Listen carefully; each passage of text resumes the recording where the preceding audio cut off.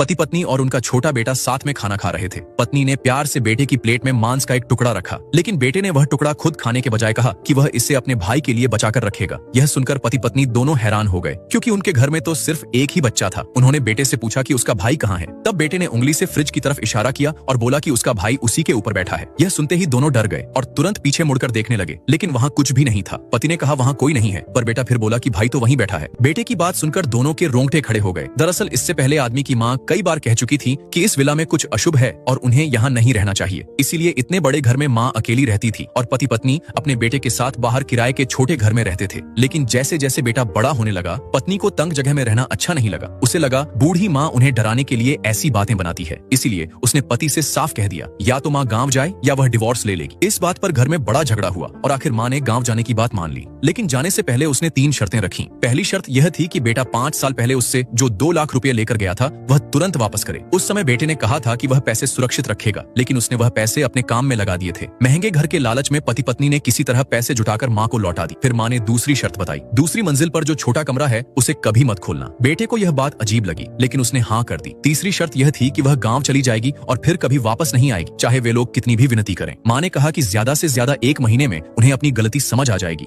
लेकिन बहू ने हंसकर कहा कि वे उसे कभी वापस बुलाने नहीं जाएंगे। इसके बाद बूढ़ी माँ चुपचाप गांव चली गई। कुछ दिन बाद पति पत्नी अपने बेटे के साथ उस विला में रहने आ गए, लेकिन घर में अजीब घटनाएं शुरू हो गईं। एक रात पति को बाथरूम जाना पड़ा। जैसे ही वह अंदर गया, उसे किसी औरत के रोने की आवाज सुनाई दी। डरते डरते उसने दरवाजा खोला तो देखा कि उसकी पत्नी अंदर खड़ी रो रही है। वह हैरान होकर पूछने लगा कि वह आधी रात को यहाँ क्यों रो रही है, लेकिन पत्नी ने कोई जवाब नहीं दिया। आदमी को लगा शायद वह स्लीप वॉकिंग कर रही है। तभी ठंडी हवा चली और वह कांप गया। उसने सोचा पहले कमरे से जैकेट पहनकर आए, लेकिन जैसे ही वह कमरे में लौटा, उसने देखा कि उसकी पत्नी तो आराम से बिस्तर पर सो रही है। आवाज से पत्नी की नींद खुल गई। आदमी घबराकर चिल्लाया, तुम इंसान हो या भूत? पत्नी गुस्से में बोली, मैं इंसान ही हूँ। तब आदमी कांपती आवाज में बोला, अगर तुम यहाँ हो तो अभी बाथरूम में जो रो रही थी वह कौन थी?